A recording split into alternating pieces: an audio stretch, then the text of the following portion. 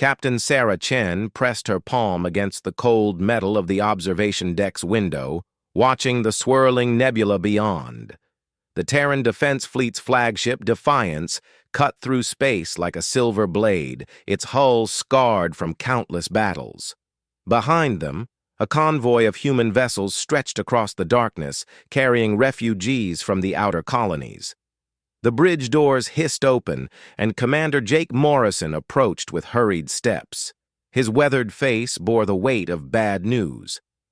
"Captain, we've received another transmission from the Elder Council. They're ordering us to retreat to the inner systems immediately." Sarah turned from the window, her jaw set with determination. "The same message they've been broadcasting for 3 months?"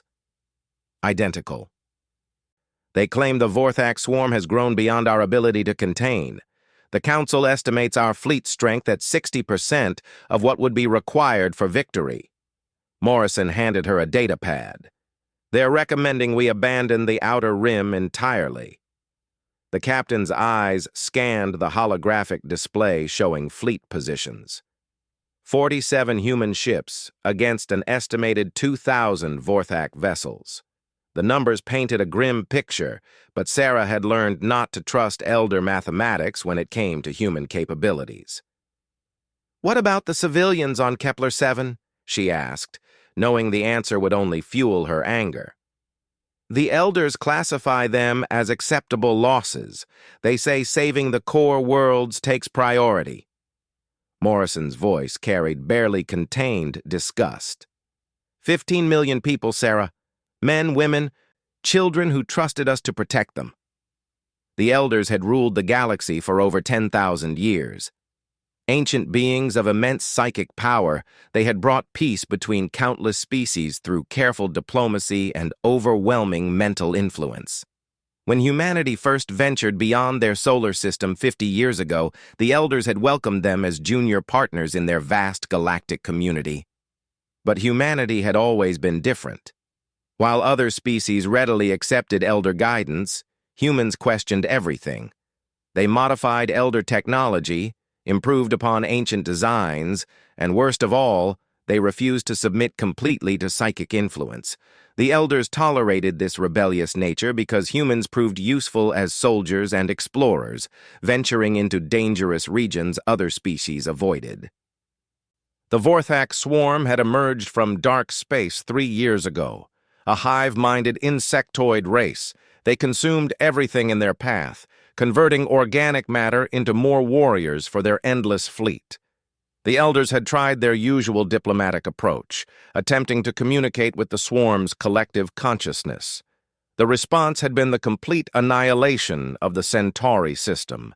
Since then, the war had raged across the outer rim. The Elders commanded vast fleets, but their ancient tactics proved ineffective against an enemy that felt no fear and acknowledged no surrender. Species after species fell back toward the galactic core, abandoning their frontier worlds to save what they could. Only humanity continued to fight. "Captain," Morrison said quietly, "the crew is asking questions. They want to know why we're ignoring direct orders from the galactic government." Sarah moved to the tactical display, studying the swirling mass of red dots representing the approaching Vorthak fleet. "Because those orders condemn innocent people to death. The Elders see numbers on a screen. We see faces, families, hopes, and dreams." The bridge crew worked quietly around them, but Sarah knew they were listening. These men and women had followed her through 18 major engagements, watching her make impossible decisions under unbearable pressure. They trusted her judgment, but that trust had limits. "The Elders have fought wars for millennia," Morrison continued. "Their battle computers process more variables than our entire fleet combined. Maybe they know something we don't." "Or maybe," Sarah said, turning to face her old friend, "they've forgotten what it means to fight for something besides cold strategic advantage." The communication array crackled to life, and Lieutenant Torres called out from her station. "Captain, incoming transmission from Admiral Fletcher aboard the Determination. High priority." "Put him through." Admiral Fletcher's grizzled face appeared on the main screen, his eyes hard as steel. Behind him, the bridge of the Determination buzzed with activity. Sarah, I've just received word from Earth Command. The President is backing our operation, but unofficially only. If this goes badly, we're on our own. Understood, Admiral. What's our tactical situation? Grim but not hopeless. The Vorthak main force will reach Kepler-7 in 36 hours. Our scout reports suggest they're moving in the standard swarm formation, relying on overwhelming numbers rather than tactical sophistication. Sarah nodded. The Vorthak had evolved as a single organism spanning billions of individual units. They thought as one mind, which gave them perfect coordination, but also made them predictable. Any word from the evacuation teams? Transport ships are loading civilians as fast as they can, but they need at least 48 hours to clear the planet. That means we have to buy them 12 hours we don't have. The mathematics were brutal but simple. 47 human ships against 2,000 Vorthak vessels. Even with superior technology and training, the odds approached impossibility. But Sarah had learned something during her years of fighting the swarm that the Elders' battle computers couldn't quantify. Desperation made humans dangerous. Admiral, I have an idea. It's insane, possibly suicidal, but it might work. She gestured to the tactical display. The Vorthak are approaching through the Meridian asteroid belt. If we could create a choke point... Fletcher's eyes lit up with understanding. A killing field. Force them into a narrow corridor where their numbers become a disadvantage. He paused, considering. It would require perfect timing and incredible luck. Since when have those been problems for humanity? The Admiral's weathered face cracked into a smile. Never, Captain. Never. Begin preparations immediately. We'll show these Elders what human determination looks like. As the communication ended, Sarah turned to address her bridge crew. These young faces looked up at her with a mixture of fear and absolute trust. They were about to ask them to fight impossible odds for people they'd never met, and somehow she knew they would follow her into hell itself. You've all heard the situation, she began. The Elders want us to run. Command wants plausible deniability. The Vorthak want to feast on human flesh. But 15 million civilians on Kepler-7 want to go home to their families. She moved among them, making eye contact with each crew member. I won't lie to you. Our chances aren't good. The smart play is to retreat and save our ships for another day. But sometimes being smart isn't enough. Sometimes you have to be human. Lieutenant Torres stood first, her hand moving to her heart. I'm with you, Captain. One by one, the entire bridge crew rose to their feet. No words were spoken, but their commitment filled the air like electricity. Then let's show the galaxy what happens when you underestimate humanity, Sarah said. All stations prepare for battle.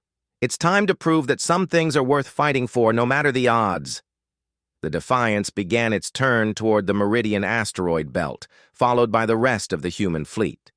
Behind them, the refugee convoy continued its desperate journey toward safety. Ahead lay the most important battle of the war, where a handful of human ships would stand against the darkness and refuse to yield. The Elders had calculated the probabilities and found them wanting. But their ancient computers had never learned to factor in the one variable that made humanity truly dangerous: the absolute refusal to abandon those who depended on them, regardless of the cost. Sarah Chen looked out at the stars and smiled grimly. The galaxy was about to learn why humans had survived every extinction event their homeworld could throw at them. They didn't fight to win. They fought because surrender meant letting evil triumph over innocence. And that was something humanity would never accept. The asteroid field stretched across space like a graveyard of broken worlds, chunks of rock and metal spinning silently in the void. Captain Sarah Chen studied the tactical display, watching her fleet take position among the larger asteroids. 47 human ships against an incoming tide of alien death. Mining charges are in position. reported Commander Morrison. Chief Warrant Officer Kim's team worked miracles getting the explosives placed so quickly. Sarah nodded, watching the glowing dots that represented thousands of high-yield charges now hidden throughout the asteroid field. What about the modifications to our weapon systems? Complete. Every ship in the fleet has had their plasma cannons recalibrated. The engineers aren't happy about what we're asking them to do, but they've made it work. Morrison paused. Captain, are you certain about this plan? We're essentially turning our own weapons into bombs. The plan was desperate, born from human ingenuity and the willingness to take risks that would horrify more cautious species. Instead of fighting the Vorthak in open space where their numbers would overwhelm human firepower, they would lure the enemy into the asteroid field and turn the environment itself into a weapon. The Vorthak think like a hive mind, Sarah explained, pointing to the strategic display. They see us hiding among the asteroids and assume we're setting up a defensive position. They'll charge straight through, trying to overwhelm us with massed firepower. And when they're packed tightly together in the narrow corridors between the asteroids, we detonate everything at once. The mining charges will shatter the larger rocks into millions of projectiles, and the overloaded plasma cannons will create directed energy bursts that channel through the debris field like lightning through a conductor. It was a plan that required split-second timing and perfect coordination. One mistake, one delayed signal, and the human fleet would be caught in their own trap. But Sarah had learned something about her species during years of fighting impossible odds. Humans had an uncanny ability to make desperate plans work through sheer determination. The communication array buzzed, and Lieutenant Torres looked up from her station. Captain, transmission from the evacuation fleet. They're requesting an additional 6 hours to complete civilian loading. Sarah's heart sank. 6 more hours meant the difference between a fighting retreat and a massacre. Tell them we'll do what we can. Across the asteroid field, her ships waited in silence. The crews knew the odds, understood the risks, but they had volunteered anyway. That was perhaps humanity's greatest strength. The ability to choose sacrifice over self-preservation when principles demanded it. Contact from Admiral Fletcher, Torres announced. The Admiral's face appeared on screen, his expression grim but determined. Sarah, our long-range sensors are picking up the Vorthak advance guard. 24 vessels moving fast through the outer system. Scouts, Sarah realized. They're checking for ambushes before committing the main force. Exactly. If we engage them, we lose the element of surprise. If we don't, they might detect our preparations. Sarah considered their options. The Vorthak scouts were fast, heavily armed, and would certainly report any unusual activity.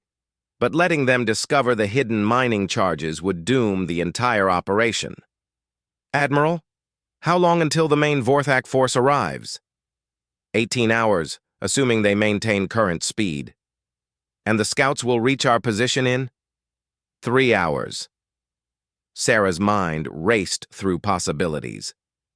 3 hours to deal with 24 enemy scouts without revealing their presence to the main force.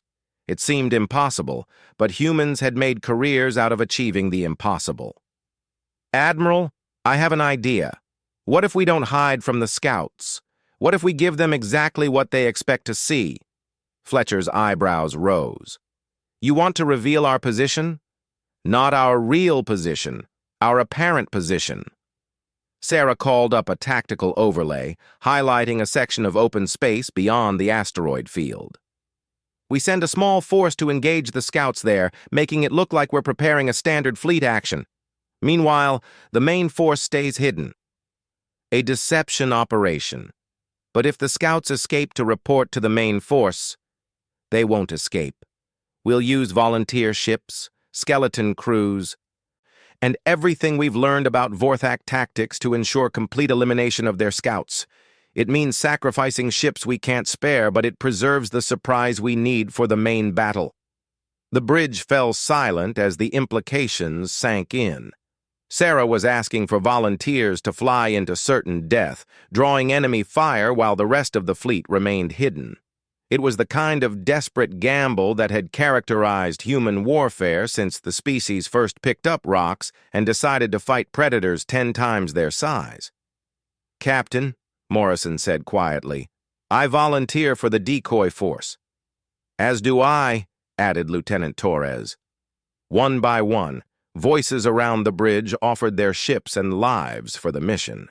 Sarah felt her throat tighten with emotion. These people understood the mathematics of sacrifice, the cold calculation that some must die so others might live. "Thank you," she said simply, "but I need my senior staff here for the main battle. This mission goes to our most experienced squadron leaders." Within an hour, 12 human ships had separated from the main fleet, moving to intercept the Vorthak scouts in open space.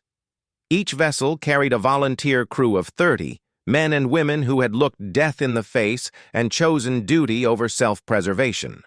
Commander Lisa Park led the decoy force aboard the cruiser Valiant. She was 32 years old, a graduate of the Mars Naval Academy, and had been scheduled to rotate back to Earth for her wedding in 3 months.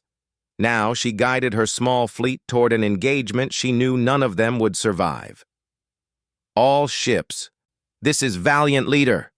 Her voice crackled over the communication channel. "Remember, we're not trying to win this fight. We're selling a story. Make it look like a standard engagement, draw them in close, and when they think they have us beaten, we detonate our reactors simultaneously." The human ships took position near a small moon, arranging themselves in the defensive formation the Vorthak had learned to expect. Hidden among the asteroids, Sarah watched the tactical display with growing tension. Everything depended on the enemy believing this was humanity's main force. The Vorthak scouts arrived like a swarm of mechanical insects, their bioships glistening with organic armor and bristling with weapon ports. They moved in perfect coordination, sharing thoughts and reactions through their hive-mind connection. To them, the small human force looked like prey trapped in open space. The battle began with a thunderous exchange of plasma fire.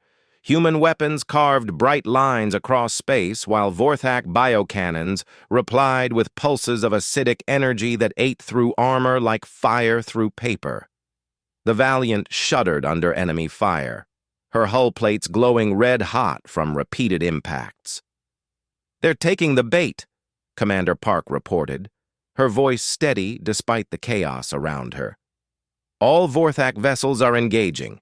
No signs they suspect deception." Sarah watched her people die with professional detachment and personal agony. Each explosion on the tactical display represented 30 human lives, friends and colleagues who had chosen sacrifice over surrender. The mathematics were brutal but necessary. 12 ships and 360 lives to preserve the surprise that might save 15 million civilians. The decoy battle raged for 27 minutes. Human ships fought with desperate courage, making the Vorthak pay for every meter of space. But the outcome was inevitable. One by one, the human vessels suffered critical damage, their hulls breached and systems failing. "This is Valiant Leader," Commander Park's voice was calm as death itself. "All ships, prepare for final protocol. It's been an honor serving with you all." The explosion was visible even from the asteroid field, a brief new star that flared and died in the darkness of space. 12 human ships and their crews vanished in nuclear fire, taking all 24 Vorthak scouts with them. The enemy advance force had been eliminated without sending a single message to their main fleet. Sarah closed her eyes, honoring the dead with a moment of silence. Then she opened them and got back to work. Commander Park and her people had bought them the time and concealment they needed. Now it was up to the rest of the fleet to make their sacrifice worthwhile. "All stations, prepare for the main engagement," she announced. "The Vorthak main force will arrive in 14 hours. They'll be expecting to find debris and wreckage from a standard fleet action. Instead, They're going to fly into the most carefully prepared ambush in human military history. The asteroid field was ready, packed with explosives and hidden human ships. The trap was set, the bait was prepared, and the enemy was coming. Everything depended on timing, courage, and the peculiar human ability to turn disadvantage into opportunity. But as Sarah looked at the tactical display showing 2,000 enemy contacts approaching their position, she felt a familiar surge of determination. Humanity had survived ice ages, asteroid impacts, and 100 different extinction events. They had clawed their way from caves to starships through sheer bloody-minded refusal to surrender. The Vorthak were about to learn why predators learned to fear humans, and why the galaxy's elder races had never quite figured out how to predict what humanity would do next. Because when humans were backed into a corner with nowhere to run, they didn't surrender. They bit back. The Vorthak main force arrived like a plague of locusts, 2,000 bioships flowing through space in perfect formation. Captain Sarah Chen watched from her hiding place deep within the asteroid field as the alien fleet approached the site of the decoy battle. Their vessels pulsed with organic light, living weapons bred for one purpose: consumption of all life they encountered. "They're scanning the debris field," reported Lieutenant Torres. "Biosensors are analyzing the wreckage from our sacrificial force." Sarah held her breath. Everything depended on the enemy believing they had destroyed humanity's main fleet in the earlier engagement. The Vorthak needed to think the threat was eliminated, that they could proceed to Kepler-7 without further resistance. The alien formation began to shift, individual ships spreading out to begin their survey of the battlefield. Their movements followed the predictable patterns of a hive mind, systematic, thorough, but lacking the creative unpredictability that characterized human tactics. "Captain," whispered Commander Morrison, "they're moving into the kill zone." Across the asteroid field, 35 human ships waited in absolute silence. Their crews had been practicing this moment for months, learning to think like hunters rather than soldiers. Every weapons officer had memorized their targeting solutions. Every engineer had their overload sequences ready. Every captain knew exactly when to fire and where to move. The Vorthak fleet flowed between the asteroids like water finding its level. They detected no immediate threats, no active weapon systems, no signs of human presence. Their biosensors read only cold rock and metal debris. The hive mind calculated minimal risk and ordered the fleet to proceed at maximum speed toward their ultimate target. They were wrong. Hidden within the largest asteroids, human engineers had spent days installing the most powerful mining charges ever created. Concealed behind sensor-dampening fields, 35 warships waited with their plasma cannons modified far beyond safe operational parameters, and scattered throughout the field, automated relay stations prepared to coordinate the most precisely timed ambush in military history. Sarah watched the tactical display as the last enemy ships entered the killing ground. 2,000 Vorthak vessels packed into a space designed for perhaps 200. Their own numbers had become a trap, making evasive maneuvers impossible and ensuring maximum casualties when the hammer finally fell. "All ships," she whispered into her communicator. "This is for Commander Park and every human who died getting us to this moment. Execute Operation Thunderbolt." The asteroid field exploded. Mining charges detonated simultaneously throughout the killing zone, shattering massive rocks into millions of high-velocity projectiles. The debris cloud expanded outward like a metallic hurricane, each fragment moving fast enough to penetrate Vorthak bioarmor. At the same moment, 35 human ships revealed themselves and fired their overloaded plasma cannons. The energy beams, pushed far beyond normal limits, created cascading reactions as they interacted with the charged debris field. Lightning arced between metal fragments, turning the entire space into a crackling web of destruction. The Vorthak fleet, caught in perfect formation with nowhere to run, began dying by the hundreds. Bioships exploded as metal fragments tore through their organic hulls. Others suffered catastrophic systems failures as plasma energy overloaded their neural networks. The hive mind, accustomed to perfect coordination, suddenly found itself dealing with massive sensory overload as thousands of individual ships reported damage simultaneously. But the enemy was not helpless. Even as hundreds of vessels died in the opening seconds, the surviving ships began to adapt. The hive mind compartmentalized the chaos, cutting off damaged units and redirecting healthy ships toward the human positions. "Enemy vessels breaking through the debris field," reported Morrison.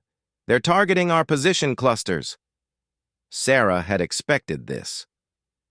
No plan survived contact with the enemy, and the Vorthak were learning to counter human tactics. But she had one more surprise prepared. "All ships, implement scatter pattern Gamma, time for Phase 2. The human vessels abandoned their fixed positions and began moving erratically through the asteroid field. Instead of fighting like a traditional fleet, they adopted hit-and-run tactics that took advantage of their superior maneuverability and intimate knowledge of the terrain. Small groups of ships would appear from behind asteroids, fire concentrated bursts at isolated enemy vessels, then disappear back into the maze of rock and metal. The Vorthak, designed for overwhelming frontal assaults, found themselves fighting ghosts that struck without warning and vanished before retaliation was possible. Commander Rebecca Hayes led her 3-ship squadron through a particularly dense cluster of asteroids, hunting for targets of opportunity. Her destroyer, Revenge, had lost most of its armor in the initial ambush, but remained operational. "Contact bearing 27 Mark IV, her tactical officer announced. "Single Vorthak cruiser appears to be damaged. Take us in. Remember, we hit fast and hard, then run before his friends arrive." The Revenge and her escorts dropped out of the asteroid shadows like predatory birds. Their plasma cannons spoke in unison, carving deep wounds in the enemy ship's biohull. The Vorthak vessel tried to return fire, but human ships were already accelerating away, using the asteroids as cover. Throughout the field, similar engagements played out as human crews fought with the desperate creativity of a species that had never learned to accept impossible odds. They used every trick accumulated through 50 years of spacefaring. Gravity assists around asteroids, sensor shadows, coordinated attacks from multiple vectors, and the simple willingness to take risks that more cautious species would never attempt. The battle raged for 6 hours. Slowly, inevitably, the Vorthak began to gain the upper hand through sheer numbers. For every alien ship destroyed, humans lost irreplaceable vessels and experienced crews. The mathematics were brutal but clear. Humanity was winning tactically but losing strategically.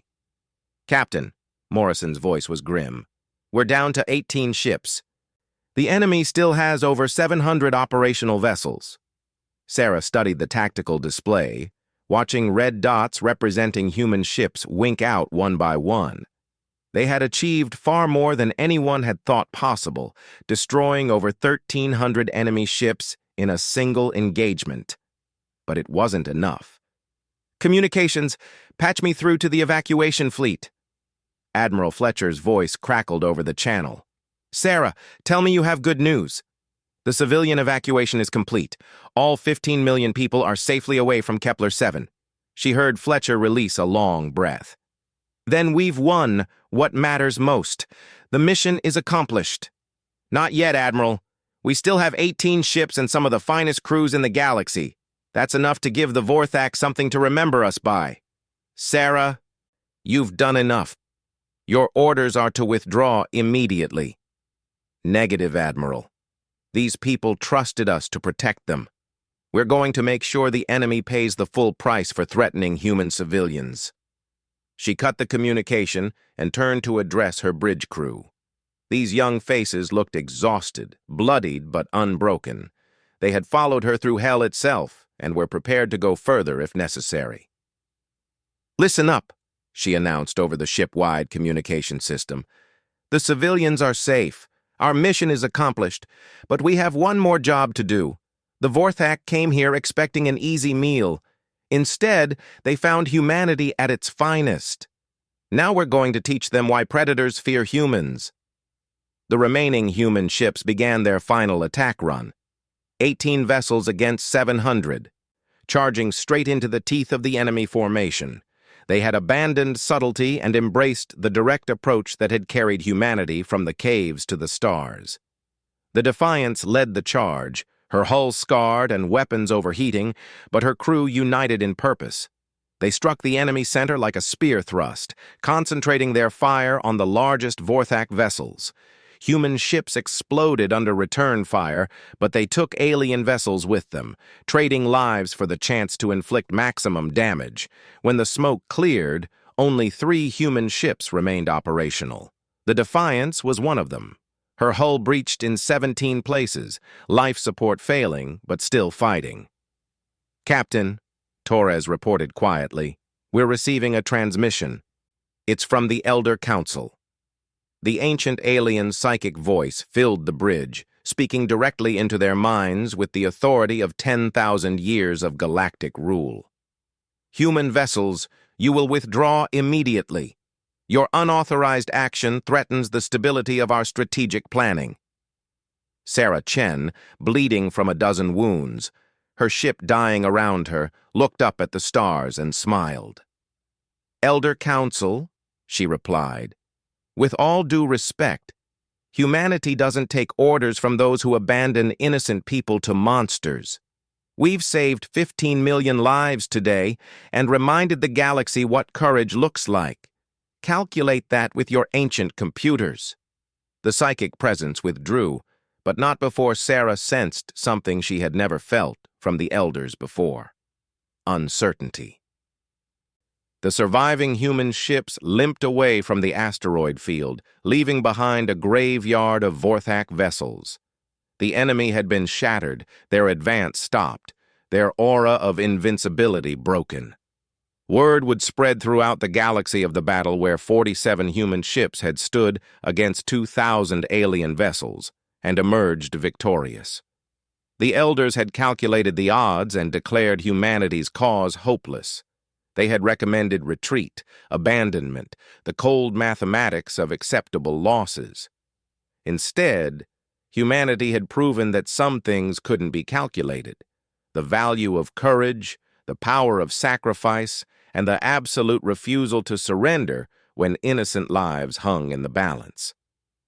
From that day forward, when the Elder Council made their pronouncements about military impossibility, species throughout the galaxy would remember the Battle of Meridian Asteroid Field.